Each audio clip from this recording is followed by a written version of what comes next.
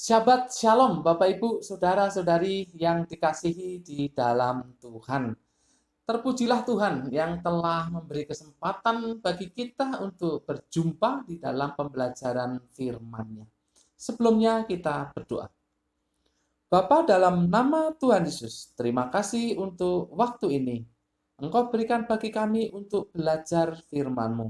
Roh Kudus kiranya tolong kami supaya kami bisa memahaminya.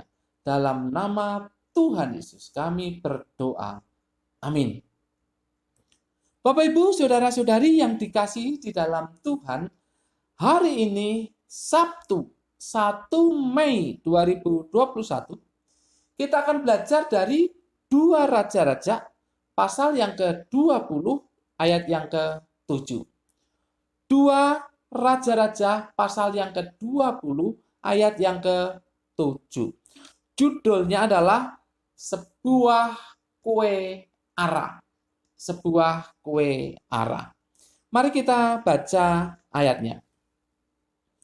Kemudian berkatalah Yesaya, ambillah sebuah kue ara.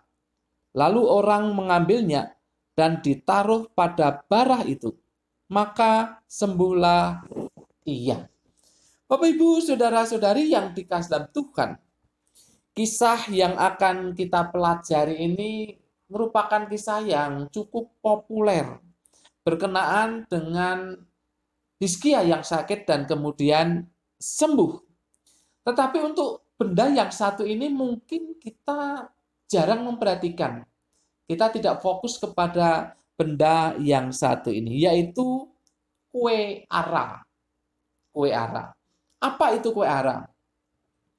Kata kue ara diterjemahkan dari kata Ibrani devilah, yang dalam bahasa Inggris disebut cakes of figs atau a lump of figs.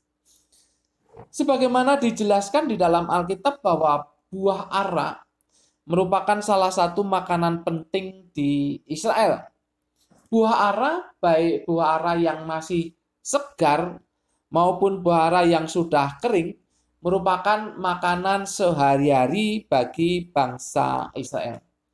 Buah ara yang sudah kering inilah yang disebut dengan kue ara.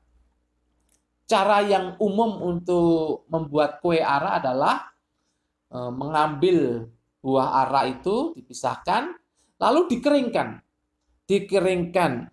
Pengeringannya itu bisa langsung pakai sinar matahari, tapi tentu juga lama, atau bisa juga mengasapinya. Nah, setelah kering selanjutnya ditekan sampai pipih gitu ya, sampai pipih. Bapak Ibu saudara-saudari yang dikasihi dalam Tuhan, kue ara ini awet disimpan sampai dalam jangka waktu yang lama, terutama pada musim dingin, dan akan menjadi makanan utama pada saat itu.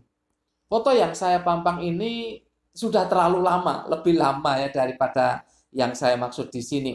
Kalau yang masih barulah ya tidak terlalu lama, itu biasanya coklat muda. Nah, yang saya pampang foto itu coklat tua agak kehitaman. Ini sudah terlalu lama. Ya, ini kue ara seperti itu. Awet. Biasanya pada musim dingin itu menjadi makanan utama bagi bangsa Israel. Menarik. Buah ara itu mengandung banyak vitamin, mineral, ya. Ada kalsium, ada besi, ada fosfor, ya. Zat besi maksudnya, zat besi, zat fosfor, potasium, serat, antioksidan, yaitu benzaldehyde, ya. Benzaldehyde yang merupakan senyawa anti kanker. Nah, karena mengandung banyak zat yang berguna ini, kandungan gizi yang luar biasa ini, makanya orang Yahudi, orang Israel memanfaatkannya sebagai makanan sehari-hari. Bahkan juga di dunia timur pada umumnya. Nah, menarik. Orang-orang di dunia timur kuno juga memakainya sebagai obat. Ya, karena diyakini itu bisa menyembuhkan berbagai macam penyakit karena kandungan gizinya yang luar biasa itu, baik sakit radang atau bisa juga digunakan sebagai pencahar. Nah, kadang dicampur dengan bahan yang lain untuk mengeringkan luka atau menyembuhkan batuk juga bisa. Bapak Ibu saudara-saudari yang dikasih dalam Tuhan, buah ara di Tiongkok itu digunakan sebagai obat sakit gigi atau untuk memperbaiki kerusakan gigi. Kalau di dunia Arab tradisional itu untuk menyembuhkan wasir, bahkan juga diusahakan untuk menyembuhkan kusta. Itu begitu luar biasa. Buah ara itu kandungan gizinya membuat orang-orang memanfaatkannya ya dengan baik. Bapak Ibu saudara-saudari yang dikasihi dalam Tuhan, kita kembali ke ayat firman Tuhan yang kita pelajari. Jelas di situ dikisahkan ada satu peristiwa yang menarik, yaitu kesembuhan yang dialami oleh Hizkia. Namun yang dipakai untuk menjadi obat kesembuhan Hizkia ini bukan buah ara segar, tetapi buah ara kering atau kue ara. Nah, pertanyaannya, apakah kandungan gizi di dalam buah ara kering atau kue ara itu masih sama seperti ketika buah ara itu masih segar? Bapak Ibu saudara-saudari yang dikasihi dalam Tuhan, ada 3 orang ahli Alkitab yang sudah cukup kuno orang ini, yaitu Aben Ezra, Jarki, dan Kimchi. Itu berpendapat bahwa di sini terjadi mujizat. Kue ara merupakan sarana kesembuhan bagi Hizkia. Sekalipun tentu saja di dalam kue ara masih terkandung gizinya ya, tetapi tidak sebanyak buah ara segar ya. Bapak Ibu saudara-saudari yang dikasihi dalam Tuhan, di sini jelas sebetulnya kue ara yang dimaksud di sini itu merupakan sarana untuk kesembuhan bagi Hizkia. Tetapi sekaligus ini merupakan sarana iman. Sarana iman bagi Hizkia. Apakah dia percaya kepada Tuhan bahwa Tuhan sanggup menyembuhkan penyakitnya itu dengan barang yang sederhana itu? Dengan ya sepertinya tidak berarti untuk sebuah kesembuhan. Apakah Hizkia mempunyai iman bahwa Tuhan sanggup menyembuhkan dengan barang yang sederhana itu? Bapak Ibu saudara-saudari yang dikasihi dalam Tuhan, kalau yang namanya sakit parah itu bukan sakit yang main-main, bukan sekedar seperti borok yang kita kenal, itu lebih parah. Yang namanya parah itu ada rasa panasnya, ada bisa melepuhnya, dan ya parah itu kalau barah ya. Parah, itu parah. Dan itu bisa sampai orang bisa meninggal karena penyakit parah. Nah, dengan barang yang sederhana, kue ara, Hizkia mau disembuhkan melalui nabi Tuhan ya, melalui nabi Tuhan.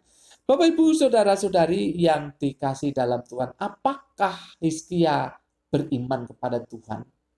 Karena barang yang dipakai, sarana yang dipakai itu sangat sederhana. Nah, Bapak Ibu saudara-saudari yang dikasihi dalam Tuhan, jadi apa yang dialami oleh Hizkia ini bisa disejajarkan dengan apa yang dialami oleh seorang ya prajurit yang sangat terkenal dari negeri lain, yaitu Naaman. Naaman pada saat itu kan sakit, ya, sakit kusta. Kemudian oleh Nabi hanya disuruh mencelupkan diri ke sungai Yordan 7 kali. Mencelupkan diri ke sungai Yordan 7 kali. Sarananya sederhana, hanya sungai Yordan. Padahal sungai Yordan pada saat itu ya tidak jernih-jernih banget ya. Ya agak-agak kotor begitu. Agak kotor. Nah, kalau kita perhatikan Naaman itu ada rasa ragu dan mungkin kesal ya. Kan di negeri saya itu banyak itu. Ada sungai ini yang lebih bersih, lebih baik dari sungai di sini. Tetapi kemudian dibujuk oleh orang yang mengikuti dia, pembantunya lah ya, bujangnya lah begitu dikatakan, itu dia akhirnya nurut dan akhirnya sembuh. Hanya sekedar mencelupkan diri di sungai Yordan, sederhana. Nah, Hizkia itu juga mengalami sakit yang parah dan disembuhkan hanya dengan sebuah kue arah. Hanya dengan sebuah kue arah. Barang yang sangat sederhana. Dipakai Tuhan melalui nabinya untuk menyembuhkan Hizkia. Apa yang bisa kita tarik sebagai pelajaran dalam hidup kita saat ini? Bapak, Ibu, Saudara-saudari yang dikasihi dalam Tuhan, berbicara mengenai kue arah, kita belajar satu hal yang sangat penting, yaitu bahwa Tuhan bisa memakai apa saja yang ada di sekitar kita untuk memberkati kita. Entah itu berupa berkat kesembuhan atau berkat yang lainnya. Tuhan bisa memakai yang sederhana di sekitar kita untuk memberkati kita. Maka jangan khawatir tentang kehidupan ini. Jangan khawatir tentang kehidupan ini. Tuhan bisa memberkati kita dengan hal-hal yang sederhana. Bapak, Ibu, Saudara-saudari yang dikasihi dalam Tuhan, tidak menutup kemungkinan juga bisa juga menyembuhkan dengan hal-hal yang sederhana. Tapi semuanya itu terserah Tuhan. Tapi yang jelas itu merupakan mukjizat yang memberkati umatnya. Mengenai terjadinya mukjizat atau tidak itu terserah Tuhan. Tergantung kepada Tuhan sendiri. Tetapi pokoknya intinya adalah Tuhan bisa memakai hal-hal yang sederhana untuk memberkati Anda dan saya. Untuk menyembuhkan Anda dan saya. Tuhan bisa, itu intinya. Oleh sebab itu yang kedua, jangan meremehkan. Kita harus mempunyai sikap yang menghargai, jangan meremehkan hal-hal yang sederhana itu. Bapak, Ibu, kalau di sekitar Anda atau di rumah Anda mungkin banyak botol atau apa gitu ya, botol plastik. Kumpulkan saja. Kumpulkan saja. Suatu kali akan berguna untuk dijual. Kumpulkan saja. Atau yang lain-lain, kertas-kertas sisa apa di dalam rumah tangga Bapak, Ibu, Saudara-saudari, kumpulkan saja. Suatu kali kan bisa dijual.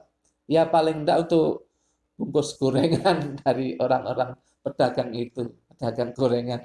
Ya bisa dijual, bisa dimanfaatkan. Jadi jangan dianggap remeh. Hal-hal yang sederhana yang ada di sekitar Anda.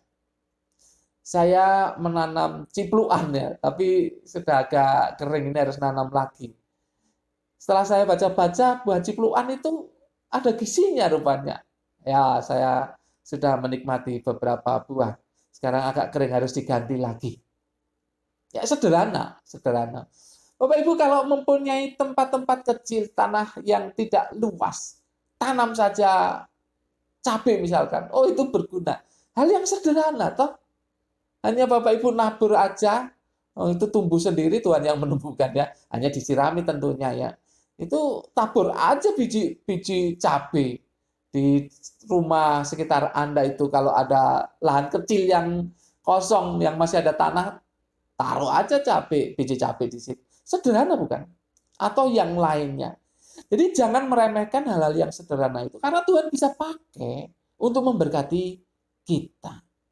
Untuk mencukupi kita. Jangan remehkan hal-hal yang sederhana. Jadi sebuah kue arah itu artinya bahwa Tuhan bisa memberkati kita dengan hal-hal yang sederhana, bisa melakukan mukjizat dengan hal yang sederhana itu, tetapi juga kita harus menghargai dan memanfaatkan hal-hal yang sederhana itu.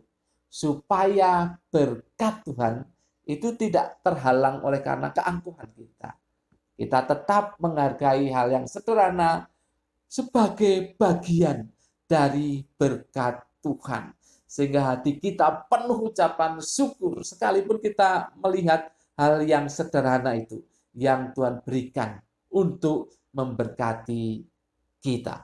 Sebuah kue ara, mujizat Tuhan bisa terjadi dengan hal yang sederhana. Jangan remehkan. Amin. Mari kita berdoa.